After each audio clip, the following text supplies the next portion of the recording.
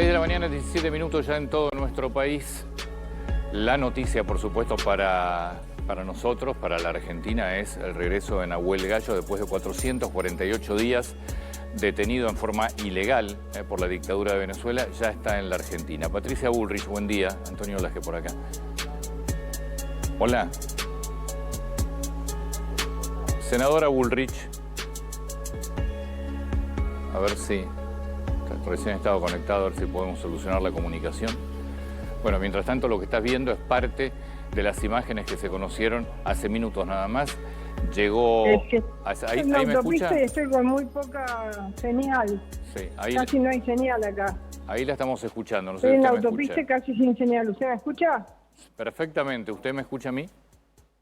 Ah, sí. ¿Qué Bien. tal? ¿Cómo le va? Bien, gracias por atendernos. Hola, Antonio. ¿Qué tal? Bien, muchas gracias, senadora. ¿Me cuenta cómo está Nahuel Gallo, que viene de una huelga de hambre? ¿Cómo lo recibieron? ¿Dónde está en este momento? ¿Qué me puede contar? Bueno, por suerte aquí en la Argentina, después de tantos 478 días de secuestro, está bien, está seguramente muy flaco, de acuerdo a cómo uno lo vio en sus primeras fotos. Ahora, bueno, llegó y se fue a Gendarmería, donde le van a hacer todos los chequeos médicos y bueno, ver también su estado, y se fue con su hijo, vino su mamá, vino la mamá con el gobernador de Catamarca, vinieron a recibirlo, su señora, su hijo. Bueno, la Gendarmería le hizo un cordón de honor y cantaron la canción de la Gendarmería, una recepción como se debe a un gendarme, y bueno, y fue todo muy emocionante y muy, le diría, muy fuerte, ¿no? Sí.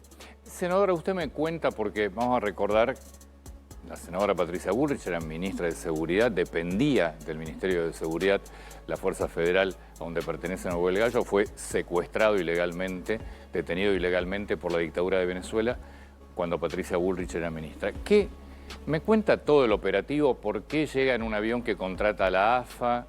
¿Qué fue lo que pasó? Bueno, el día de ayer a las 9:30 de la noche, los detenidos del rodeo donde estaba, Sí. Él, empiezan a decir... Senadora.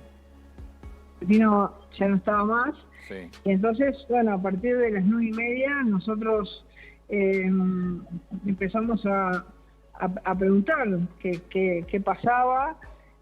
Foro Penal de Venezuela no tenía información, siempre se lo llevan de la cárcel a un lugar que se llama la DGCIM, que es una dirección de contrainteligencia. Bueno, y ahí durante toda la noche de ayer hasta hoy a las 7 de la tarde aparece un avión argentino que aterriza, que había salido acá de San Fernando, aterriza allá, y bueno, el gobierno venezolano, el actual gobierno venezolano, decidió no dárselo a las autoridades argentinas de manera directa, sino a través de una, digamos, diría, de un intento, entre comillas, de diplomacia paralela para no, digamos, por las diferencias que existen con nuestro gobierno. Nosotros tenemos una fuerte diferencia con lo que ha sido el régimen venezolano. Reconocemos que han habido cambios que Estados Unidos impulsó con la prisión de Maduro, pero bueno, aún la situación es una situación, digamos, de transición, ¿no es cierto?, donde todavía siguen las mismas autoridades que estaban antes. Sí, senadora, que, ¿y el gobierno argentino no estaba absolutamente al tanto de nada de las negociaciones que se estaban llevando paralelamente a estas, a las oficiales?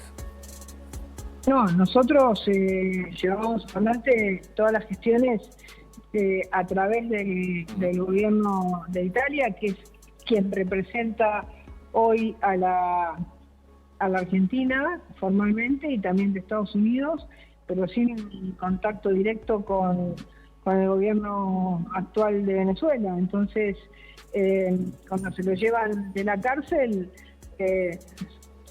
suponíamos que se lo iban a entregar a la embajada italiana, que es hoy la representación de la Argentina. Sin embargo, eso no sucedió y evidentemente se había armado algo en paralelo.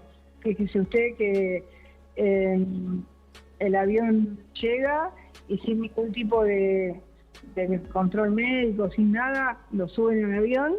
Inclusive cuando Nahuel baja del avión, habían subido 2 miembros de la Policía de Seguridad Aeroportuaria y de la Gendarmería, dos de la Gendarmería al avión, y él les dice: ¿dónde estoy? Estoy en la Argentina, porque no sabía con quién estaba ni qué había pasado. Y en ese momento es donde él dice: bueno, necesito saber que estoy en Argentina, ¿no? Y cuando baja y nos ve a todos nosotros, bueno, ahí es como que toma conciencia, ve a su mamá, a su mujer, a su hijo y a todos nosotros, ahí toma conciencia de que estaba en Argentina. Es decir, que él como que viaja sin tener la plena conciencia de que estaba viniendo al país. No sabía que seguramente habrá viajado desconfiando todo el viaje, ¿no?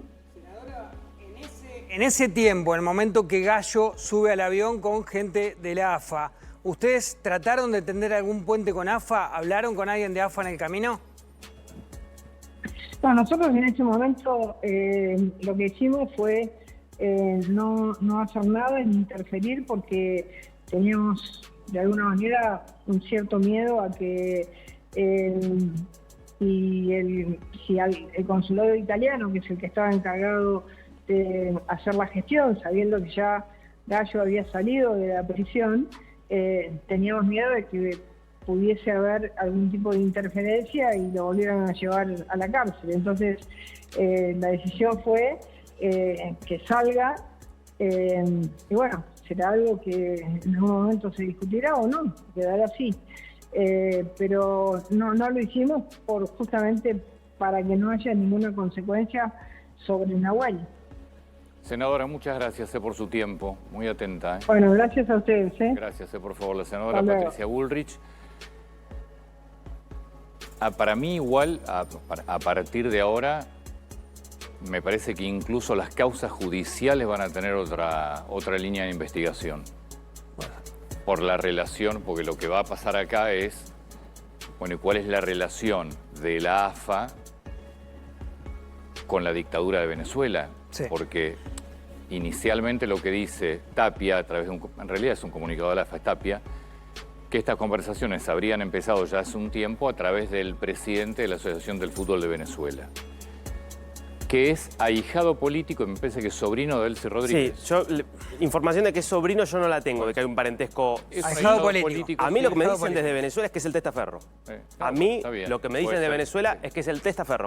Lo que tienen vínculos, sobrino, pero es... claro, sí, pero vínculos de negocios turbios que vienen de PDVSA, que era un área que respondía a Delcy Rodríguez cuando todavía estaba Maduro, y que además hay algunos vínculos argentinos del kirchnerismo, que sostuvo en el poder a Maduro, que fue apoyo clave de Maduro, que mientras lo mantenía secuestrado a Nahuel Gallo, que fueron claves allí. Digo, recordemos acá, porque, breve comentario, digamos, si estas gestiones las podrían haber hecho hace 400 días, ¿no? Sí, claro. Tienen éxito ahora porque Trump secuestró a Maduro y le dio la orden a Delcy Rodríguez de que tenía que liberar a los presos Pero aparte, políticos, ayer ¿no? Darío, uno de los que participa del operativo de repatriación, de alguna manera, este paralelo que se arma, es el ex embajador también de Argentina, a través de precisamente Franco Bindi, es el nombre que suena. Laborde. Pero se habla de Laborde Laborde, directamente. que era se habla de que alguien Laborde fue parte. Que él supuestamente ya había hecho gestiones al principio del secuestro de Nahuel Gallo, difundiendo el relato chavista. Claro. Él decía, Laborde, están las notas en los radios, que había sido una diciendo, espía, diciendo que era un espía.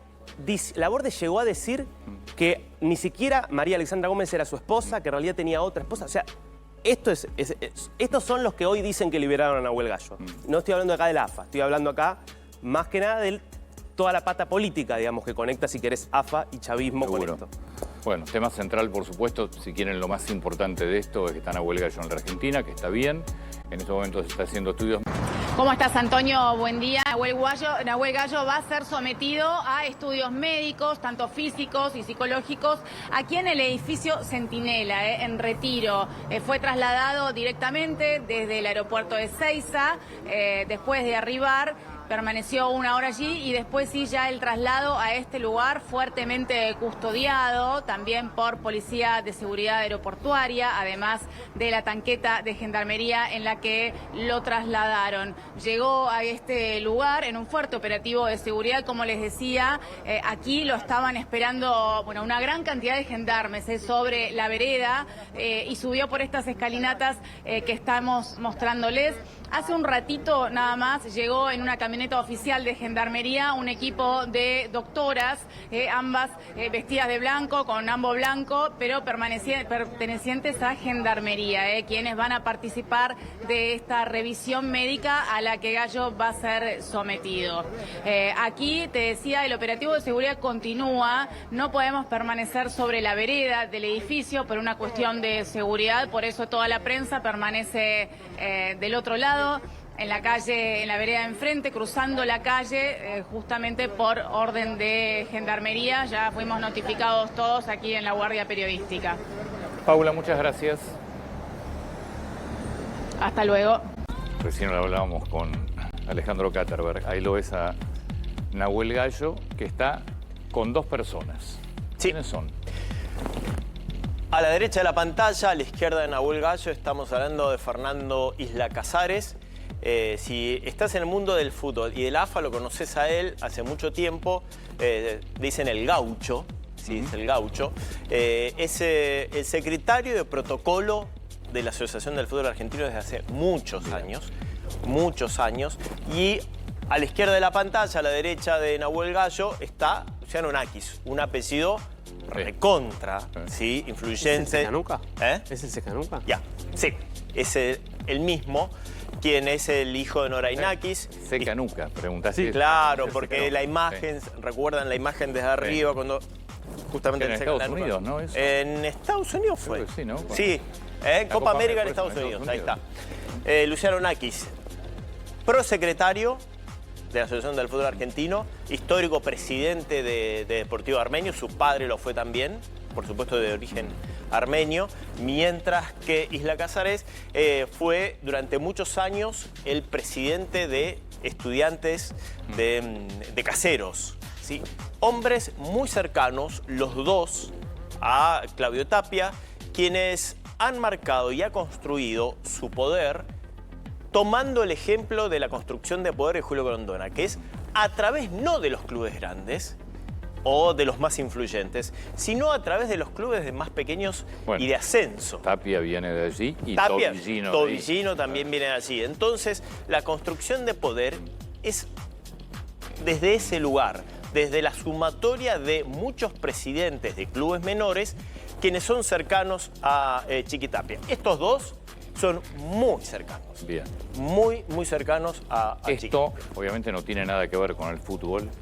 Es, como decía Alejandro, es como ayer Tapia se convirtió en el opositor político del gobierno con más cintura, con más poder.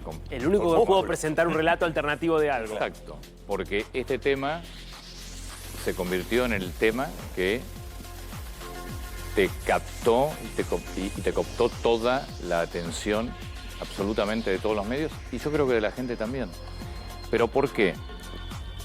¿Por qué un avión que fue a buscar a Venezuela, a Nahuel Gallo, cuando estaba el gobierno de la Argentina junto con el gobierno norteamericano?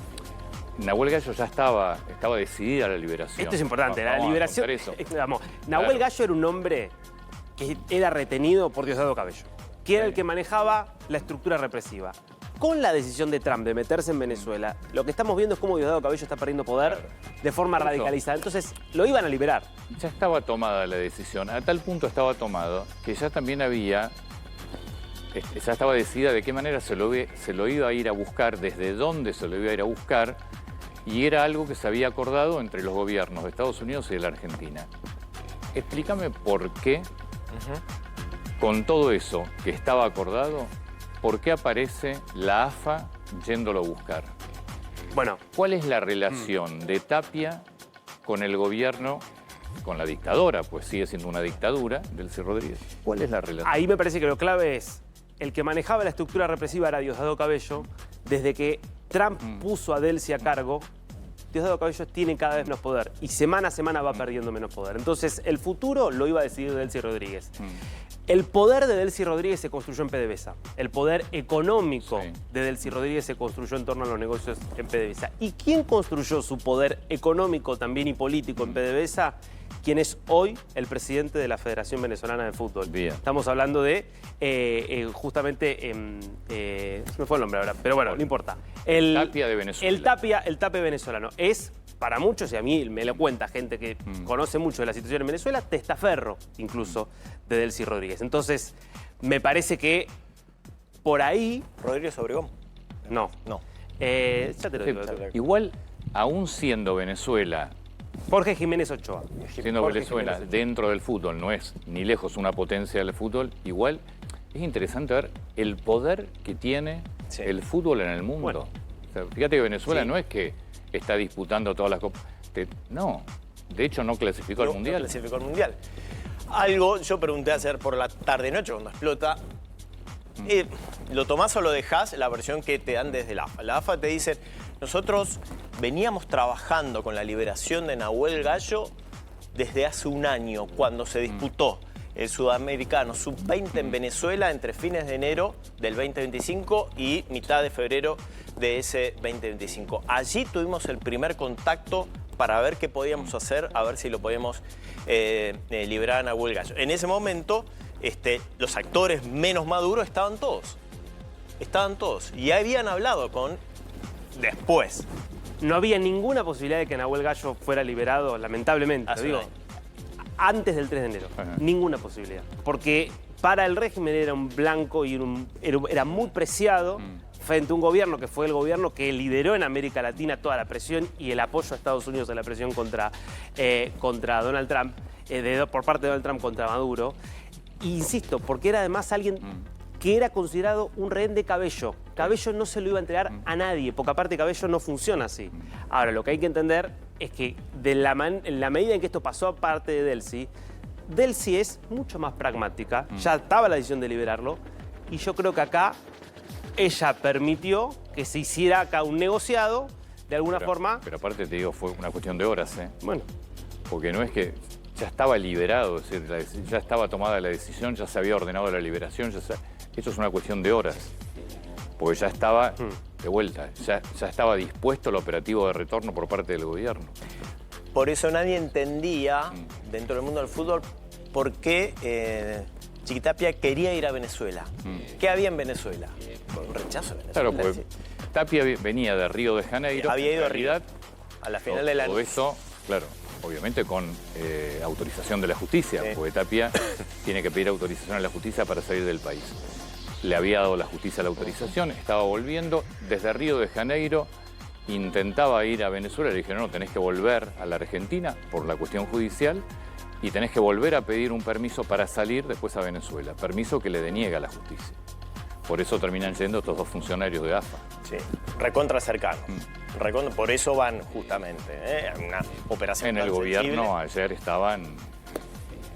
Pero es que obviamente acá aparece todo el cuestionamiento a lo que viene siendo la política del gobierno respecto del tema Venezuela y respecto, si querés, del tema Nahuel Gallo, con toda una argumentación que puede ser válida respecto de si Argentina no tendría que haber restablecido las relaciones con Venezuela tras la caída de Maduro, si no tendría que haber reabierto su embajada.